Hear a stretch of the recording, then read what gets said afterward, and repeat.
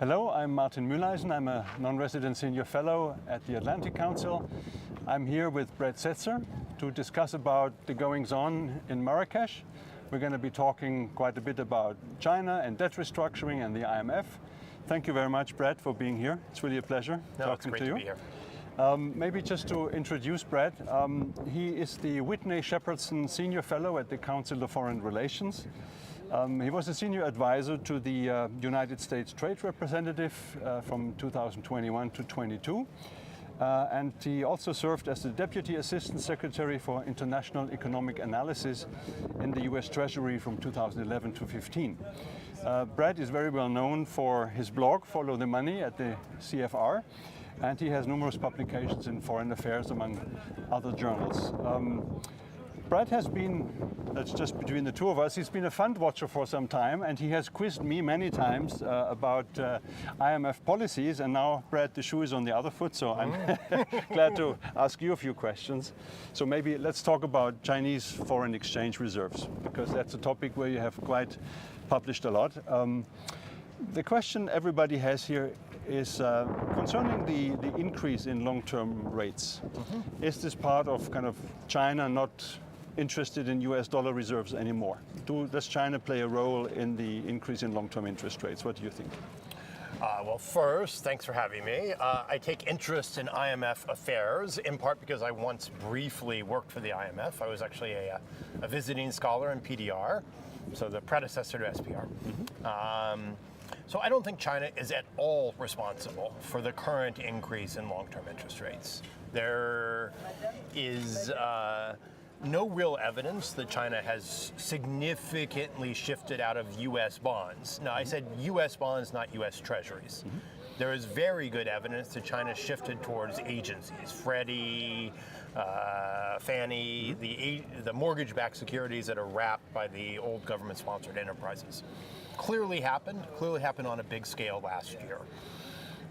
That was financed by the roll-off of a portion of China's treasury portfolio. The data that everyone looks at just looks at the official custodial holdings of US treasuries in US custodians. It misses this shift to agencies. You have to look in another line, and it misses China's increasing use of offshore custodians. So in terms of China's impact on the bond market over the past 8 weeks, over the period of the sell-off, there's no good evidence that China has been a material contributor. In a broader sense, China stopped adding to its formal reserves and stopped adding to its formal holdings of US bonds, let's say 10 years ago. There was a big run-up before China's mini exchange rate crisis, the devaluation in 2015. China drew down its reserves. The official reserves fell by $1 trillion. Little secret between us, $500 billion of that went to pay off the debt of the state banks, so it wasn't all a kind of true outflow. And then since then, China's just held its reserves stable at $3 trillion, while the volatility has showed up on the balance sheet of the state banks. And China's US bond portfolio, ballpark, has been 50% of its reserves, best I can tell, ever since. So there's a longer-term structural story where the supply of US treasuries is gone and China hasn't been a buyer. But that's been true for some time. Now, you would expect that financial markets are quite aware of these developments, but it seems like everybody appreciated the research you had done in this issue. What kind of data sources do you have that are not so evident to everybody else in the market? I honestly think the market just forgot about this for a while. There are no special data sources. The Treasury publishes only in a simple form the major foreign holdings of US treasuries in the custodial account. So that's one line item that is very visibly presented. In the same data set, there are China's holdings of agencies. So there's nothing special, nothing unique. That is straightforward US government data. There is additional information in the custodial holdings of Belgium, perhaps of Luxembourg. Those custodial holdings have tended to correlate with the gap between China's reported holdings of treasuries and agencies and China's reserves. So if you go back and look at the period from 2012 to 2014, China added to its reserves. There was no change in its official holdings of treasuries, and there was a big rise in the portfolio of the treasury holdings of Euroclear of Belgium. When China sold its reserves in 2015 and 2016, there was a really big fall in the Belgian holdings. There was actually the fall in the Belgian holdings preceded the fall in the Chinese holdings. So there's no unique data. It's just interpreting the custodial holdings and figuring out how they correlate with changes in China's reserves. When dealing with China, of course, one never knows exactly whether one is dealing with a deliberate action that's been driven by, say, a party official behind the scenes, or whether it's been driven by people responsible for the business of their state banks or the PBOC and all that. Now, what do you think? What is the calculus for Chinese institutions to still hold US dollars? I mean, for some time one was thinking, well, China doesn't really want to hold these dollars anymore. That's why they put a lot of money into the BRI to lend them out and kind of get other benefits rather than treasury yields or similar. Do you think there's some kind of deliberate attempt to shift these portfolios around, or do you think this is just the result of individual decisions of different officials and the managers? So there are two very useful sources of information that go directly to this question. One is the research of my colleague Zoe Liu, who's published a new book, Sovereign Funds, about China's management of its foreign exchange reserves. And she chronicles a series of decisions, very conscious decisions, inside the Chinese government, inside the Communist Party, from 2008 to 2010, where there was a very conscious decision that China had more than enough reserves, that more reserves were a little embarrassing. They got the IMF on their case, they got the US Treasury on their case, and they were embarrassing inside China. Particularly because China had a big agency portfolio back in 05, 06, 07, 08. That was not well known, but it was actually large, 400, 500 billion. And they shifted out of treasury agencies into treasuries during the course of the global financial crisis. That rise was too visible for their taste. The Chinese people were asking, why is China putting so much money in US treasuries? So there was a lot of pressure not to be visibly holding US treasuries. And there was a very, very conscious decision to move dollars out of the treasury bond portfolio and into more diversified uses. The second source is SAFE's own annual report in 2020, which had a 10-year progress report on China's diversification of its foreign exchange reserves. Rather shockingly, that didn't mean that China had bought more yen. That did not even mean that China bought more euros or Brazilian real. It instead meant that what formerly had been reserves have been allocated to support entrusted lending by the state banks, to support a set of investment funds like the Silk Road Fund, to support Chinese firms as they were going out. We know that enormous sums have been mobilized through the development banks. We know this because 100 billion was used to recapitalize them in 2015, and it was announced that that came out of money that had already been lent by SAFE to these institutions. So SAFE has been providing a lot of foreign exchange to these institutions to lend out, and it was a very clear, very conscious policy. Now, maybe following up on that, so the Chinese activities as a lender in the context of the Belt Road Initiative, and I think increasingly shifting into commercial banks, or state commercial banks still. I think we have discussed this before at the IMF. When I was still working there, we were already concerned about the portfolio that China had amassed, lending to a lot of already indebted countries. Now, they are kind of becoming more and more stressed by their portfolio because a lot of countries are no longer in a position to repay. And we've heard about the debt restructuring mechanisms that are going on and the possible deal on Zambia. But what do you think? has China been kind of learning over the past few years how to deal with these kind of debt problems? Or has the delay in reaching debt restructuring agreements, has that been a result of a deliberate slowing down and kind of showing Western shareholders and the IMF kind of where the leverage sits in terms of these debt problems and in agreeing on policy measures by certain countries? So how do you think, what has been the approach of China to deal with these debt problems that they're having? It's a good question. It's a hard question to answer. It's a particularly hard question for me to answer because I am, let's say, a rather visible critic of some aspects of China's management of its foreign exchange. I'm not the first person China calls when they want advice. I don't think China accepts your starting premise, which is the starting premise of the IMF and the rest of the world, which is that these debts need to be reduced. I think China's point of view is that this money was lent. It was lent to good projects. If those projects generate a return, China should be paid back. That these countries may need a bit more time, but broadly speaking, China should be repaid. And moreover, I think China remains more comfortable, and there's sort of evidence of that with the Sri Lanka deal that's gotten a lot of attention that wasn't exactly well coordinated with the other creditors. China's more comfortable negotiating bilaterally.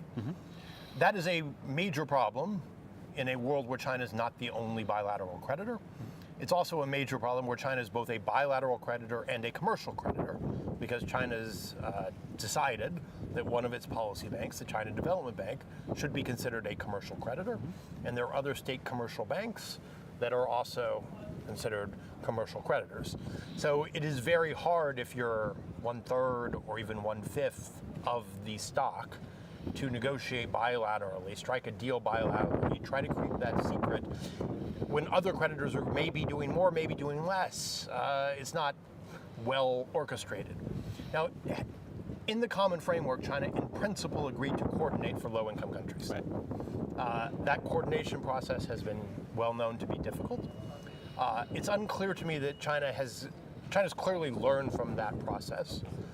It's unclear if China has learned in its mind that its interests are best served by working constructively together with other creditors and accepting the IMF's debt sustainability framework, or whether China has learned that it has substantial leverage within the process, and where it is not forced to work together with other creditors, it should not do so. But of course China's learned. They've been trying to recover, get the resumption of payments for 3 years. They've been locked in negotiations with the IMF, the Paris Club, other creditors for most of that period. I think China by this stage knows what it's doing. Yeah. I mean, we know from corporate insolvencies and corporate restructurings that it's usually in the best interest of the creditors, the debtor, to come to an agreement and then establish some equal burden sharing and then move on, right? If China is not prepared yet to do that, what do you think how the West should respond? So, to be fair, in Zambia's case, China did agree, depending a little bit on how the IMF evaluates Zambia's debt carrying capacity, to some real debt relief. Not headline, but net present value debt relief. So we have one case where China has actually, after a lot of difficulty, agreed. I think one strategy is to play for time. Give China more time. The Zambia lesson is it takes forever. But arguably, if it's a common framework case, China is forced to come to the table with NPV debt relief that meets the IMF's criteria. There's an alternative view, which I have some sympathy for, which is this takes too much time. That during the course of this lengthy process, often China has blocked IMF lending, and it has blocked progress by other creditors.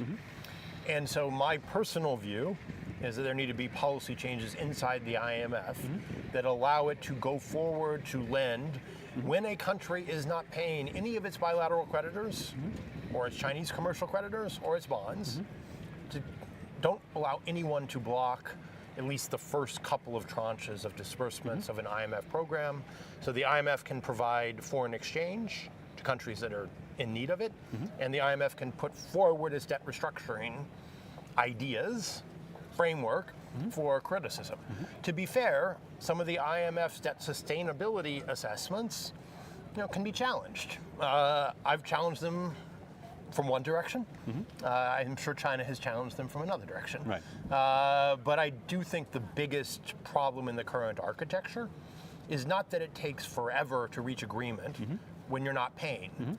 Like, you're not paying. No one is getting money back. Yes. Sri Lanka is rebuilding its reserves now, right? It's non-payment is not the end of the world. What is a problem is that after you default, you're typically in desperately short of foreign exchange, and the IMF and the multilaterals have to wait until China signs on, until others sign on. When everyone was like a part of a cohesive circle of friends, that process seemed to work quickly. Now it's not working. Yeah. So, I mean, you've written an interesting article, I think, with Theo Marais in the Financial Times on that particular aspect, right? The IMF does have a lending into official arrears policy.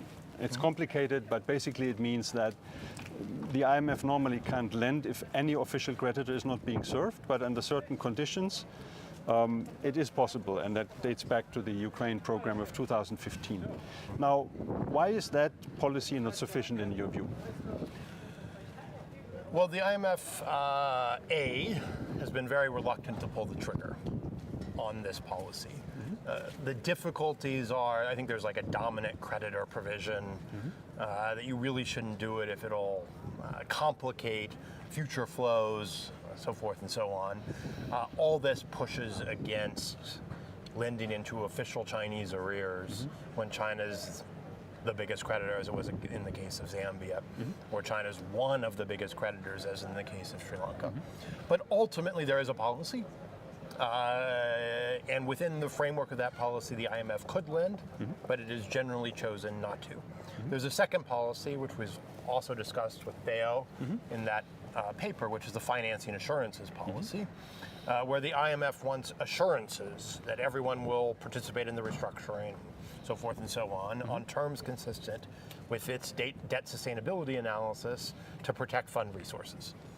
That financing assurances stage precedes the decision around lending into official arrears. You need the financing assurances to have a program. You have to have a program to lend into arrears. I think the IMF has to rethink, or I think the IMF should rethink, what constitutes sufficient financing assurances in the context of a comprehensive suspension of external foreign currency debt payment. I think that in that context, the IMF needs to be a little bit more ready to move forward over the opposition of China. The managing director, I think others are very concerned that there not be a break between the fund and China, that would be long-run damaging to the institution. I think it is long-run damaging to the institution, though, when Sri Lanka goes a year after default and the IMF, the world's source of foreign exchange of last resort, doesn't provide a cent. Yeah, I mean, we put out some research today that has sympathy to the view that the IMF and more the Western shareholders shouldn't kind of be too soft in dealing with China given the geopolitical stakes. But not to challenge your suggestion, but of course this is really bedrock IMF principles, because the assurances policy basically means that there is no financing gap in the program. So in other words, it has a chance to succeed, and indeed by statutes the loan will be eventually repaid. But maybe not going into philosophy here, but in terms of the willingness of countries to default, I mean, you say, okay, maybe the IMF can lend as long as the country just doesn't repay China, for example. But I found it generally difficult when I talked to people in the past to entertain the idea that they would really default on China alone, say, if it wouldn't be contributing to the restructuring, because sometimes there are cross-default clauses in various credits, so everything would fall due. Then there's, of course, the trade relationship where they may suffer. And there's other forms of retaliation, economic retaliation that China could take. I mean, how realistic is it, do you think, that countries may be willing to single out China and not repaying just to get a better deal in the restructuring? Look, countries have been reluctant to default when China is not involved. There's a very large North African country, Egypt, where China's not a major player, where it's Right. the GCC countries, where it's the international bond market. And Egypt has made a very clear commitment to paying, when arguably that's not in its interest. It's not able to access international financial markets. So, and of course, there are geopolitical consequences to defaulting on your neighbors, even if those neighbors are not China. So I think it's a broader problem. But I do think it is a real problem. I think ultimately the IMF, the major shareholders, have to be willing to make a decision. And that decision has to be, if you want our money, you have to seek a consensual rescheduling. And during that period when you're seeking a consensual rescheduling, if you're receiving IMF money, we will not allow that money to be paid to any external creditor. China has a point if you're not paying China and you're paying your commercial bonds. It should be comprehensive. There needs to be a deadline. There should be an attempt to do it without non-payment. But if there is no agreement, threats have to be credible. So I think there's been a set of programs where hard decisions have been deferred rather than made. Maybe one last question, Brad. We have about 2 minutes or so left, if you don't mind. You put up a very interesting proposal on SDR bonds and SDR recycling. Could you just give us in a nutshell the idea how that proposal could help with, I guess, the financing of loans to developing and emerging markets? Well, thanks for the question. It's not easy to describe in a nutshell because I've discovered after writing this that most people don't even know what an SDR is. Yes. And it feels like using funny money to do funny things. Yes. I personally think of it as a creative attempt to accommodate the interest of everyone in the global system. The IMF did an SDR allocation of 500 billion SDRs a couple of years ago. Most of that went to the advanced economies, went to China, went to countries that don't have a current need for the SDRs. It turns out to be very hard to convert, if you're not a wealthy country, your SDRs into hard currency cash through the voluntary trading arrangement. Technical thing, but basically these are stuck SDRs. They're counted as reserves, but they aren't being used for anything right now. So the idea is that rather than trying to mobilize these SDRs through the IMF, which, that can work to a degree, but the IMF is not an institution designed to provide long-term financing for development. The IMF doesn't issue marketable bonds. It's not in the business of transforming foreign exchange reserves held in deposits to foreign exchange reserves held as bonds. Right. The World Bank, by contrast, fundamentally is in the business of taking dollars, euros, yen, exchanging them for the World Bank's AAA bonds, and the holder of the bond gets a liquid tradable instrument, which is the advantage just for the current SDR holders. The World Bank gets financing, and then that financing is lent to poor and emerging economies on terms that are viable in the current environment, which is, private markets right now aren't really available for most low-income countries, most lower middle-income countries. So I view it as a sort of a win-win-win. The advanced economies, China, get a more liquid reserve asset. The SDR bonds would be settled in dollars, euros, yen, yuan. They're tradable. The World Bank gets a source of, at cost, very long-term, very safe financing. Rather than selling 5-year bonds into the market, the World Bank could get 20, 30-year money. Because it's getting such a safe form of financing, it can stretch its balance sheet a little bit more. And at the other end, we solve this very, very real problem. Private markets have basically cut off poor countries. China is worried about getting repaid. It's lending a lot less. Net flows are going to be negative. The World Bank, other multilateral, and I could add, the IMF is maybe not the best institution for providing long-term climate finance. Right. So set up a second channel. Yeah. There's another institution, Right. a sister institution across the street that actually is the right institution to provide long-term climate finance. So it's a win-win-win-win. Win situation. Well, thanks, Brett, for that proposal. I hope it gets more attention. Thank you. Ladies and gentlemen, Brett Setzer talking to us about behind the scenes in Marrakesh. Thank you very much.